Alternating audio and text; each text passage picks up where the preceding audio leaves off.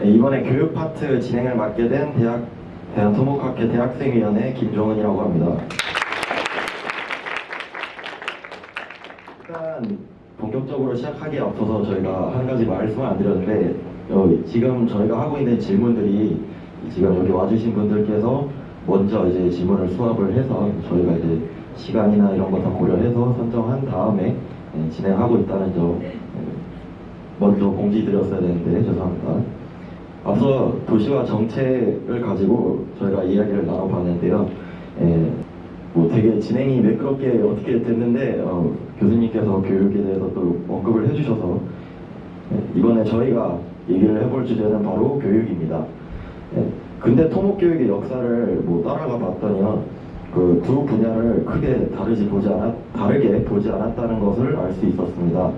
뭐 미국의 토목공학자인 워싱턴 레블링의 경우 아버지가 독일 가우 아카데미에서 이제 토목공학을 전공하셨는데 거기처럼 이제 건축학을 가르치지 않아서 자신의 공대가 그래서 되게 치명적이다라는 말을 하기도 했고요. 같은 시기 같은 학교에서 개혁을 하려고 했던 벤자민 그린 역시 건축학을 그 전공에 넣지 못해서 되게 아쉽다라는 말을 했다는 걸 논문에서 본 기억이 납니다. 그래서 저희는 이번에 그 두 전공 간의 교류에 대해서 한번 얘기를 해볼 텐데요. 뭐 어느 곳이 맞고 틀리다기보다는 그냥 교수님의 의견 어떠신지 뭐 이렇게 하면 더 좋을 것 같다 이런 식으로 얘기를 진행해 보려고 합니다. 그래서 저희가 처음으로 준비해본 키워드는 바로 건축학 개론입니다. 여러분들 건축학 개론 다 아시죠? 네. 건축학 개론 하면 보통 영화, 뭐 수지, 뭐 건축학과 갔더니 야 수지 있냐? 뭐 이런 거 그런 거 생각하실 텐데요. 뭐 저희가 얘기할 건 그건 아니고요. 건축학 개론처럼 뒤에 개론이라고 이름이 붙는 과목의 경우는 그냥 되게 얕고 간단하게 그 서론 부분을 배우는 거라고 알고 있습니다. 그래서 건축, 도시, 토목공학 이런 비슷한 세 전공의 내용을 담은 건설학 개론이라는 수업을 개설하게 된다면 어떨지 교수님의 생각이 한번 듣고 싶습니다. 뭐 재밌겠죠. 저는 사실은 토목 쪽은 한 번도 수강을 해본 적이 없거든요. 그래서 어떠한 것을 가르치신지 잘 몰라요. 그래서 전혀 전문 지식이 없기 때문에 잘 모르지만은 무엇이 됐든지 간에 융합적인 수업은 정말 의미가 있다고 생각을 합니다. 그래서 몇 명이 수강을 하느냐가 문제겠죠. 그러면 뭐 건설학개론이라는 수업이 만약에 교수님의 학교에 생긴다면 교수님도 참여해 주실 의향이 있으실까요? 뭐 제가 뭐 15주차 중에서 뭐 한 3주 정도 강의를 한다든지 5주 정도 강의한다든지 이 정도는 되겠죠. 근데 전체적으로 제가 다른 그 건설에 관련된 토목 말고 또 뭐가 있었죠? 도시까지는 어느 정도 약간은 한 절반 정도 커버가 될 것 같은데 그런 부분들을 완전히 이해해서 진짜 융합을 하기에는 저는 능력이 좀 안 되는 것 같고 토목을 저보다 좀 더 아시는 분이 만들어야 되지 않을까 생각을 해요. 뭐 건설학개론이라는 수업이 아직은 없지만 실제로 만들어진다면 뭐 교수님이 말씀해 주셨던 것처럼 이제 뭐 각 전공별로 뭐 15주 차면 5주차 이렇게 해서 옴니버스식으로 진행을 할 수도 있고 뭐 여러 가지 방법이 있을 것 같습니다. 그렇다면 약간 비슷한 내용이긴 한데요. 그 필수 지정교양처럼 학교에서 건축학 학생들이 토목공학 뭐 개론이나 이런 것들을 배운다거나 아니면 토목공학 학생들이 건축학 개론 같은 그런 좀 되게 얕은 전공이라도 배워보는 게 어떨지 교수님의 의견이 듣고 싶습니다. 저는 그거는 좋을 거라고 생각을 하고요. 그러니까 만약에 건설학 개론이라는 과목을 만든다면은 그렇게 뭐 3분의 2씩 나눠가지고 가르치는 건 별 의미가 없을 것 같아요. 진짜 가르치는 사람이 세 개를 다 좀 융합을 해서 그 세 개를 예를 들어서 뭐 김치찌개 하나, 피자 하나, 햄버거 하나 이렇게 갖다 놓는다고 모든 상이 만들어지는 건 아니잖아요. 건설학 개론이라는 이름을 달 정도가 된다면은 세 개 다 먹어보고 난 다음에 종합적으로 뭔가 새로운 요리를 만들어서 제공을 해야 된다고 생각을 하고요. 근데 그렇게 되기 전에 뭐 어차피 3분의 1씩 다른 교수들이 와가지고 가르치는 거 하느니 우리는 이미 대학교 안에서 다른 과목을 이렇게 크로스로 신청이 가능하잖아요. 관심 있는 사람들은 아마 다 들었을 거라고 생각은 해요. 저는 학교에서 현대건축의 흐름이라고 하는 그런 일반 교양 과목을 가르치거든요. 그 교양 과목을 물론 이제 다음 학기보다 폐강할 건데 너무 시험 문제 내고 채점을 귀찮아서 안 되겠어요.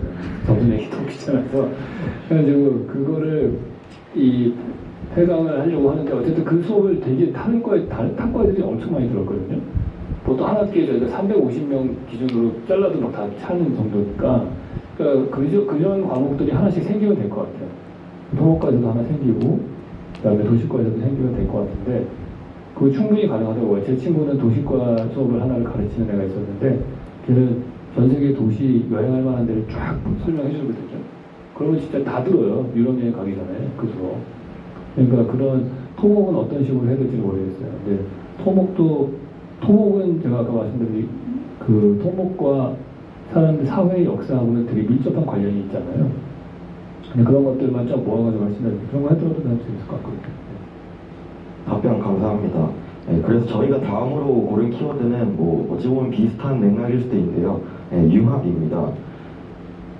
성균관대학교나 뭐 서울대도 카이스트, 포스트 이런 그러니까 공대 위주의 학교, 성균관대는 조금 예외긴 하지만 네, 그런 학교들의 경우 그 1학년 때는 학과를 선택하지 않는 그런 무계열 그 선발이 있는 걸로 알고 있습니다. 그런 것처럼 약간 건축, 도시, 토목 뭐 이런 비슷한 계열의 전공들, 건도토라고 흔히들 얘기를 하죠. 그런 전공들을 묶어서 무계열 학과처럼 창설하는 것에 대해서 교수님 어떻게 생각하시나요?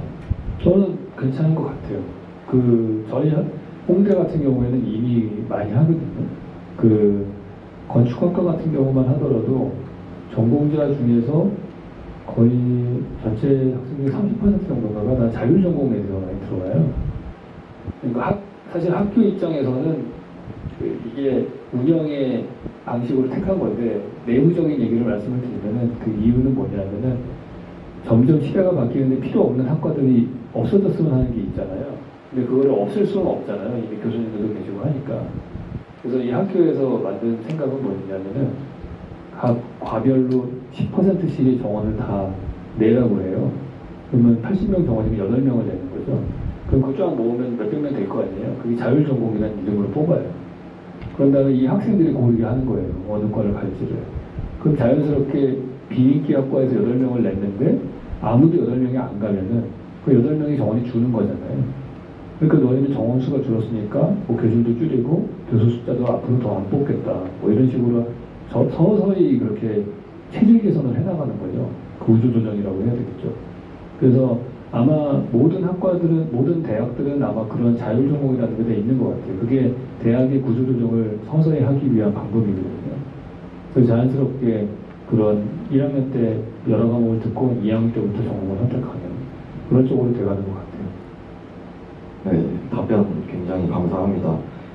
네, 바로 다음 키워드로 넘어가 보도록 하겠습니다. 저희가 다음으로 골라본 키워드는 바로 복수입니다.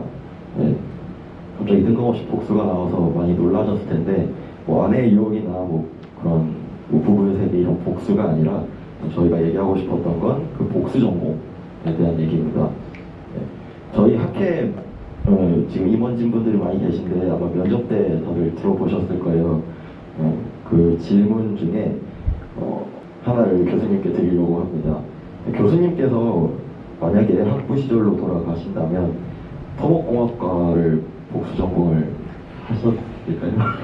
아니요, 저는 복수 전공을 한다면 경영학과를 했을 것 같아요. 그게 제 관심사이기도 했었거든요. 그래서 내 전공과는 좀 완전히 다른 쪽을 하는 게 재밌을 것 같아요. 그래서 건축하고 토목 복수 전공은 뭐 별 차이가 없을 것 같고, 그래서 제가 탁과 과목을 많이 들었던 게 주생활학과의 뭐 색채 수업 이런 것들, 건축학과에서 안 가르치는 수업이죠.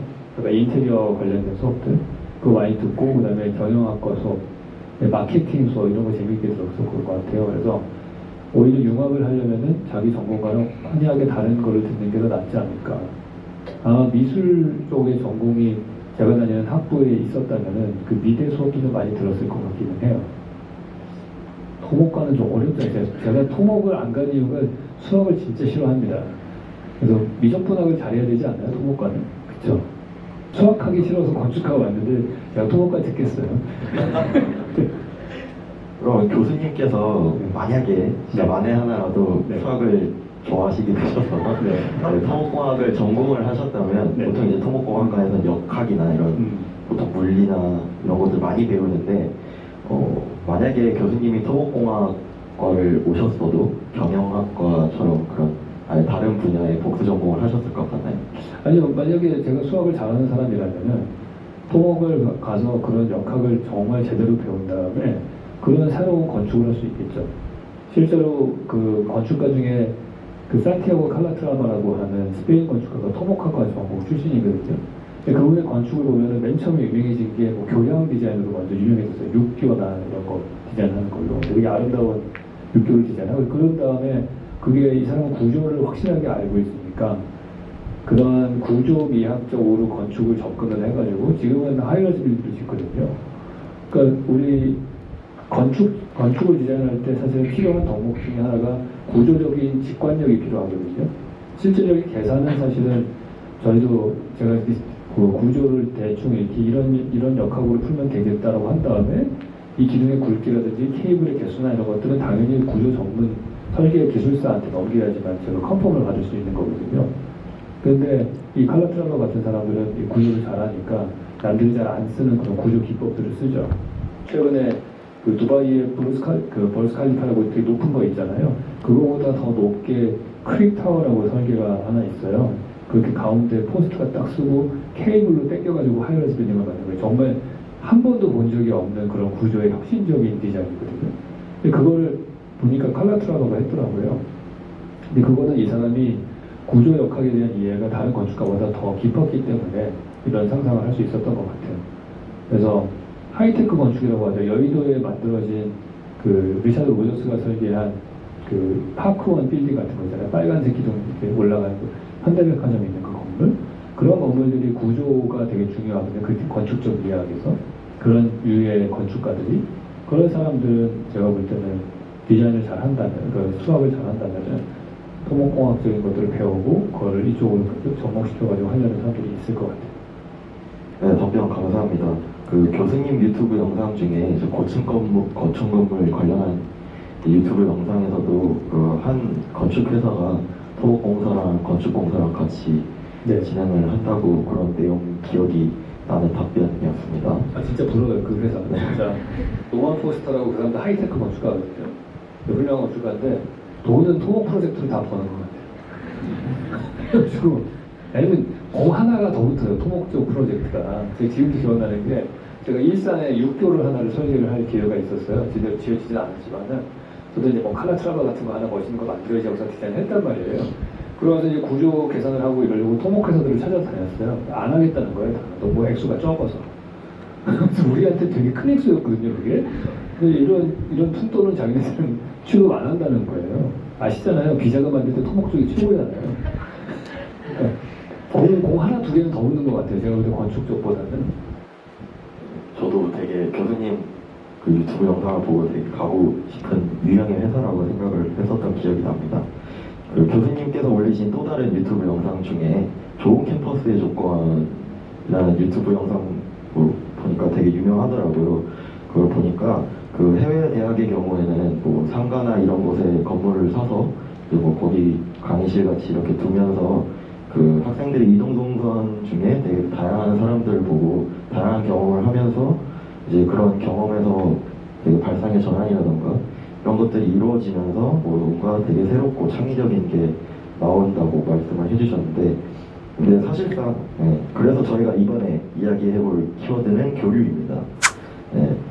근데 사실상 한국에 있는 대학교들을 보면 약간 아파트처럼 이렇게 담장으로 둘러져 있고 뭐 강의실도 다 따로따로 그냥 고등학교처럼 이렇게 되어 있는 경우도 많고 그리고 뭐 공대라고 하지만 보통 공대도 실습을 그렇게 많이 하지는 않아요. 여기 계신 분들도 다 공감을 하실 내용인 것 같은데 그 실습을 많이 하지도 않고 하더라도 독립된 그런 시험장 연대서 하다 보니까 학과나 뭐 다른 교류가 조금은 힘든 상황이라고 생각이 됩니다. 사실 술 먹을 때나 동아리 할 때 빼고는 그렇게 교류가 많지가 않은 게 사실인데요. 이러한 문제점을 그런 뭐 학교의 위치나 뭐 이런 지형이나 구조를 변경하는 이런 물리적인 방법보다도 뭐 제도적으로 할 수 있는 방법이나 학교가 마련해 줄 수 있는 그런 방안이 있다면 어떤 게 있을까요? 저는 그런 거를 위해서 생겨난 게 워크숍이라는 것 같아요. 제가 학교 시절을 생각을 해보면 되게 좋았던 경험 중에 하나가 여름방학 때 뭐 중국의 베이징에 어디를 가서 도시 설계를 하는 프로젝트를 하는데 거기에 3분의 1의 학생은 건축가 학생이 가고 3분의 1의 학생은 시티 플래너가 가고 3분의 1의 학생은 시티 디자이너가 가고 어반 디자이너가 가요. 그 다 다른 전공의 대학원생들이 3분의 1씩 들어가가지고 디자이너를 같이 코업을 하거든요. 그래서 한 팀에 반드시 이 세 개의 그러니까 건축 2명, 도시 계획 1명, 도시 설계 1명, 그 4인 1조. 그런 다음에 심지어 거기에 있는 청와대학이라고 칭화대학 있잖아요. 거기에 있는 건축과 도시과 학생들하고 합쳐서 그 중국 학생들이 합쳐져서 한 팀이 7명 이렇게 되는 거였어요. 그러니까 그렇게 워크숍 같은 걸 하면은 다른 과들, 다른 학교들을 한 군데 묶어가지고 그 단기간에 뭐 한 달 정도 그 프로그램을 운영할 수가 있잖아요. 저는 그런 것들이 활성화가 많이 되어야 된다고 생각을 해요. 학교에서 할 수 있는 거는 그런 일인 것 같아요. 캠퍼스도 벗어나고 다른 학교 학생들, 다른 학교, 심지어 다른 나라 학생들도 만날 수도 있고. 그 여름이 되게 기억이 나는 게 7월 달에는, 6월 달, 7월 달에는 그 북경에서 보내고 또 다른 워크숍은 타이페이에서 있었거든요. 그러니까 같은 중국이지만은 메인랜드 차이나하고 대만하고도 또 분위기가 다르잖아요. 그래서 그렇게 비교하면서 프로젝트를 진행을 하면서 여기서 타이페이 얼반 디자인 어떻게 할 것이냐, 뭐 이런 것들. 그런 것들을 계속 만들면 좋을 것 같아요. 그래서 우리가 대학교 커리큘럼이라고 한 커리큘럼이 좀 건축학과는 사실 퇴보하고 있습니다. 지금. 제가 학교 다닐 때보다 더 안 좋아요. 그 이유가 뭐냐면은 너무 제가 제일 싫어하는 중앙정부 컨트롤이 점점 강해지고 있어요. 사실 약간 사기성이 있어요. 건축학 인증이라고 하는 제도가 만들어지면서 건축학 인증 안 받으면 너희들 앞으로 라이센스도 못 딴다고 협박했거든요. 실제 그게 위헌에 걸려가지고 라이센스 딴데 인증 받고 안 받고 아무 상관도 없어요. 근데 그게 만들어지는 바람에 얘네들이 감나라 배나라 커리큘럼을 다 참견을 해가면서 대학교마다의 참여라가 점점 없어지고 있는 중이거든요. 그래서 저는 이제 그런 거를 없애고 중앙에서 컨트롤하고 없애고 그러면 자유롭게 우리 학교 같은 경우에는 그런 워크숍이 차지하는 비중을 좀 키우겠다. 물론 돈은 좀 들어가겠지만은 그런 것들을 좀 더 활성화시키는 쪽으로 가서 커리큘럼을 재편할 필요가 있다 생각을 해요. 토목과에는 그런 그러니까 인증위원회 이런 거 없죠. 근데 저희도 학교에서 뭐 공학인증 뭐 이런 거 해가지고 공학인증, 네, 그런 거를 그건 더 까다롭다고 들었어요. 그런 프로그램들을 계속 많이 만드는. 그래서 진짜 뭐 이거는 학부가 아니고 대학원이니까 케이스는 다르겠지만은 예를 들어서 학원 같은 경우에 디자인 스튜디오 같은 경우들은 뭐 MIT도 마찬가지고 대부분 다 그런 워크숍이에요. 그래서 당연히 다른 지역에 있거나 하고 학기 중에 다른 지역을 가서 경험하고 그 프로젝트 진행하는 쪽으로 그렇게 계획을 짜거든요. 그러면 이제 교수님들이 열심히 뛰어야죠. 뭐 유니스코에서 돈을 받아온다든지, 그다음에 다른 민간 기업하고 콜라보를 해가지고 돈을 받는다든지, 뭐 그런 일을 해야죠. 저희 홍대 건축가 같은 경우에도 제가 현대자동차랑 무슨 스마트시티 프로젝트를 하는데 그 프로젝트를 할 때 예산을 따서 홍익대학교에다가 돈을 주고서 학교에서는 뭐 다른 스튜디오 프로젝트를 할 수도 있잖아요. 그래서 학생들이 어프로치한 이 스마트시티에 대한 것과 프로페셔널 저희 사무실에서 한 거랑 비교해서 전시를 하기도 하고 그런단 말이에요. 그런 일들이 점점 활성화될 필요가 있을 것 같아요. 네, 되게 들으면 들을수록 그 뭐 검도토 이 세 전공의 교류가 불가피하다는 생각이 드는 답변이었습니다. 저희는 이미 홍대 같은 경우에는 도시공학과, 토목과가 없거든요. 저희는 도시공학과랑 건축과가 합쳤어요. 사실은 저희 건축학과가 먼저 건축대학이라고 그렇게 한번 독립을 했어요. 공과대학에서 나와서 제가 2005년도에 부임했을 때 그때 처음으로 2006년도에 건축대학으로 분리를 해서 건축과 교수님밖에 없었거든요. 그때 처음부터 도시과를 같이 나오려고 했었는데 그때 도시과에 계신 교수님들이 반대를 해가지고 못 나왔다가 몇 년 전에 도시과 교수님들이 이제 합치자는 얘기를 해서 지금은 건축도시대학이라고 이름을 바꿔가지고 그 안에 세 개의 과가 있습니다. 이제 건축학 전공이 있고 그다음에 실내건축학 전공, 인테리어죠. 그리고 도시설계 이렇게 세 파트로 나눠져 있거든요. 저희는 그런 유학들은 계속해서 사실은 저희가 원했던 거는 도시과가 안 한다고 그래가지고 도시과보다는 우리 산업디자인하고 합치고 싶었어요. 산업디자인도 공간디자인 학과라고 있거든요. 산업디자인 쪽하고 합쳐서 약간 디자인 스쿨 같은 개념으로 하나 바우하우스 같이 만들려고 했었는데 이 미대 쪽에서 도구는 이 상피과가 나오기가 좀 모호해가지고 현재 도시과랑만 합친 상태죠.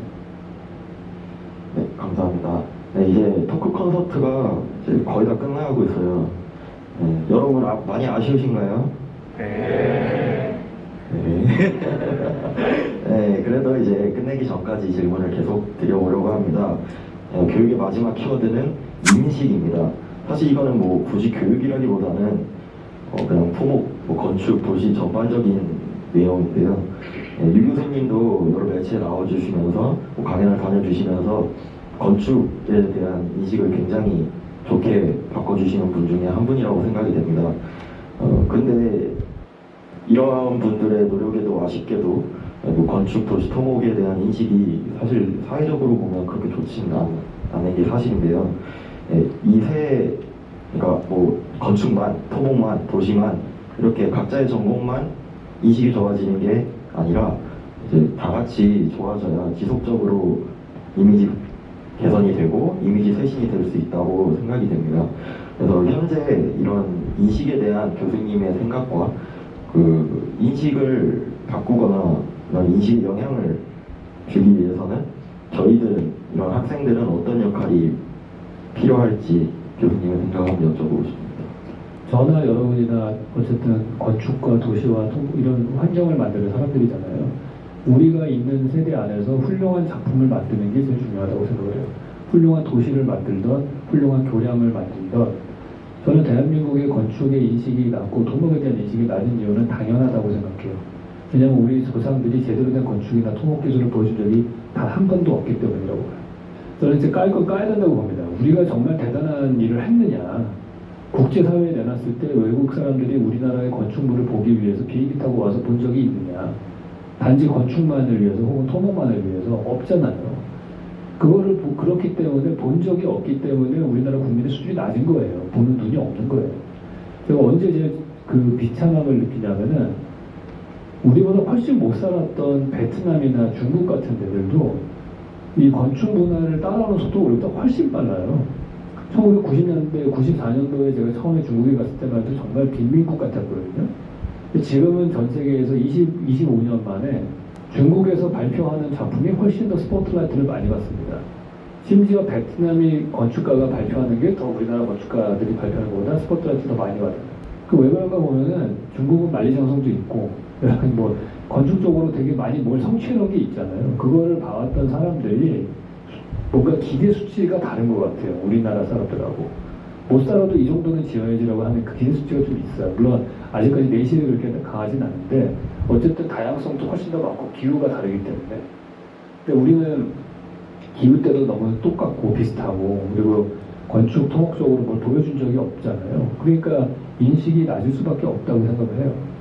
그나마 우리가 이제 해외여행도 많이 다니고 인스타도 보고 인터넷을 통해서 접하는 많은 건축 공간들에 대한 것도 많고 무엇보다 스마트폰 카메라가 나오니까 내가 좋은 공간에 가가지고 사진을 찍어야지 내가 꼴에나는구나를 알았잖아요 이제. 그러니까 여러 가지 좋은 공간들을 찾아다니면서 사진을 찍는 일을 해요. 카페 투어도 하고 아직까지도 인테리어 수준인 거죠. 그러니까 계속해서 좋은 건축물과 토목을 우리는 남겨야지만이 인식은 1년, 2년, 10년 안에 바뀌지 않습니다. 제가 볼 때는 한 50년은 지나야지 바뀔 거라고 보고요. 그것들을 꾸준하게 해나갈 필요, 지금이라도 시작을 해야 된다고 보고, 그나마 지금이 기회예요. 대한민국 역사, 5천년 단군일의 역사상 지금처럼 잘 살았던 적이 없어요. 건축이나 토목은 인간이 하는 행동 중에서 가장 많은 돈이 들어가는 일이거든요. 그렇기 때문에 그거를 만들기 위해서는 많은 돈이 들어간단 말이에요. 근데 우리는 절대 열등감을 느낄 필요가 없습니다. 그냥 우리가 로마에 가면 콜로세움이 와 대단하죠. 근데 14세기까지는 1400년 동안 콜로세움을 지은 다음부터 1400년 동안 프랑스 사람들은 내세울 게 하나도 없어요. 건축물 뭐 좋은 게 없잖아요. 근데 고딕 성당이라고 하는 거를 14세기, 12세기 살았던 사람들이 만들었단 말이에요. 그 사람들이. 그 다음부터 이 사람들의 문화적 자존감이 약간 달라지는 거거든요. 저는 우리 시대에 그런 걸 만들어야 된다고 생각해요. 13세기, 14세기에 살았던 프랑스 사람들이 고딕 성당을 만드는 마인드로 지금 우리가 뭔가를 만들어내야지, 그래야지 600년 지난 다음에 20세기 사람들이, 프랑스 사람들이 우리가 문화국가에 얘기를 할 수 있는 거예요. 우리가 오스만 시장 때 지하 하수도를 뚫지 않았다면은 토목에서 그 지하수도를 만들지 않았다면 프랑스 사람들은 지금의 프랑스가 될 수가 없었을 거라고 봐요. 지하수도를 뚫고 장티푸스나 콜레라 같은 것들을 제어할 수 있었기 때문에, 그러니까 유럽에서 다 전염병에 돌 때 파리 가면 전염병이 안 걸리고 살 수 있는 거죠. 그러니까 부자들이 돈 싸들고 와서 안 죽으려고 프랑스로 이사 온 거고, 파리에 이사 온 사람들이, 돈 많은 사람들이 많으니까 예술가들이 그림 살기 위해서 모이고 그 문화적인 중심지가 될 수밖에 없는 거죠. 토목 기술이나 건축 기술은 한 사회를 바꾸는 거거든요. 그래서 지하수도가 없었다면 예술의 도시인 파리나 프랑스는 없어요, 사실 제가 볼 때. 그리고 나폴레옹도 만들어질 수가 없었을 거라고 봐요. 그러니까 대도시를 만들었기 때문에 사실 그게 가능했던 거죠. 여러 가지 도시들을 만들고. 그래서 이게 우리가 시간은 걸리더라도 사람들의 인식을 바꾸는 거는, 제가 뭐 방송도 나오고 유튜브도 셜록 편집 구독, 좋아요, 알람 설정 부탁드립니다. 네. 그런, 여기 뭐 이미 구독을 하신다면 10명한테 전파하셔야죠.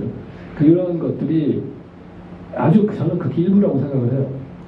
그런 걸로 뭐 약간 팬싸게 양진석 씨가 나와가지고 뭐 한때 건축가들이 많은 일을 하는 것처럼 보였지만은, 그거는 매스미디어라고 하는 거는 바람일 뿐입니다.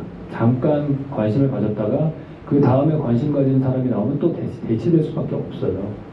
궁극적으로 우리가 해야 되는 거는 좋은 건축물, 좋은 토목을 남겨서 그걸 해야 되는 거고, 그리고 토목하시는 분들은 어떤 시대적 사명을 가지셔야 되냐면은, 도시를 만들지 않으면은 국가 경쟁력이 없는 거예요. 왜냐하면은 시대를 보시잖아요. 역사를 쭉 보면은 각 시대를 이끌었던 국가들이 있죠. 그 국가들은 항상 보면 대표적인 도시가 있어요. 국제적인 도시들이. 뭐 로마, 런던, 파리, 이스탄불, 뉴욕 할 것 다 그래요.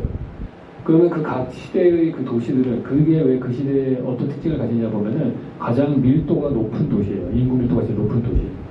그래서 스케일 연착을 보면은 도시 인구의 규모가 2배가 늘어나면은 특허 출원수가 2.15배가 늘어난다는 얘기가 있어요.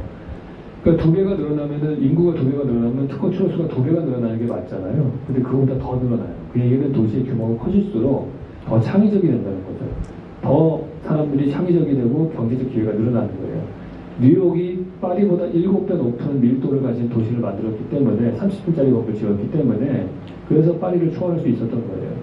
그러니까 우리의 책임은 21세기에 가장 효과적이면서 지속 가능하면서도 녹색 도시면서도 다양성이 있으면서도 밀도가 높은 도시를 어떻게 만들 것이냐. 그건 마치 삼성 반도체들이 웨이퍼 칩을 어떻게 잘 쌓아가지고 되게 높은 밀도의 반도체 칩을 만드는 것과 똑같은 거예요. 그러니까 우리가 건축이나 토목하시는 분들이 그러한 도시 시스템들을, 우리가 새로운 도로망 체계, 새로운 물류 체계, 새로운 공원의 부포 체계, 새로운 뭐 발코니 체계, 이런 것들을 만들어서 이 도시가 전 세계에서 가장 효율적인 그런 공간 체계를 만들면, 그 안에서 계층과 이동 사례도 많이 생기고 창의적인 생각도 많이 나올 수 있고 화석연료를 적게 쓸 수 있고, 이런 것들을 우리가 만들지 않으면은 대한민국은 죽었다 깨어나도 세계를 선도하는 국가가 될 수가 없어요. 그러니까 그런 거를 우리는 새로운 거를 만들어야 된다는 사회적 책임감을 가져야 돼요. 뭐 K-팝 뭐 한다고 해서 그 얼마나 오래 갈 것 같아요, 여러분? 오래 안 갑니다. 몇십 년 가다 끝날 수 있어요. 근데 도시를 하나를 제대로 만들면 몇백 년은 갈 수 있어요. 그 국가가 하나가 동태가 가질 수가 있다고 봐요. 그래서 저는 공간 체계를 만드는 우리가 조금 더 이 시대, 그러니까 이전 시대에는 만들 수가 없어, 구경하지 못했던 그런 공간 시스템을 디자인한다고 생각을 하시고서 일을 해야 된다, 그렇게 봐요. 네, 어떻게 보면 지금 해주신 답변이 지금까지 토크 콘서트를 총정리해 주시는 답변인 것 같아요. 굉장히 아쉽지만 이제 끝날 시간이 됐습니다.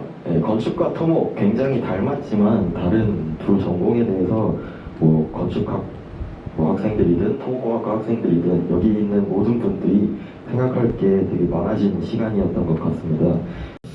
본인 토목공학이 본인 전공이 아니신데도 불구하고 되게 많은 고민이 담겨있는 대답을 해주셨던 유현준 교수님께 박수 한번 부탁드립니다. 어려운 자리에 함께 해주신 유현준 교수님과 그 다음에 여기 계신 청중들 분들께 감사 인사를 드리며 이번 행사를 마무리하도록 하겠습니다. 감사합니다.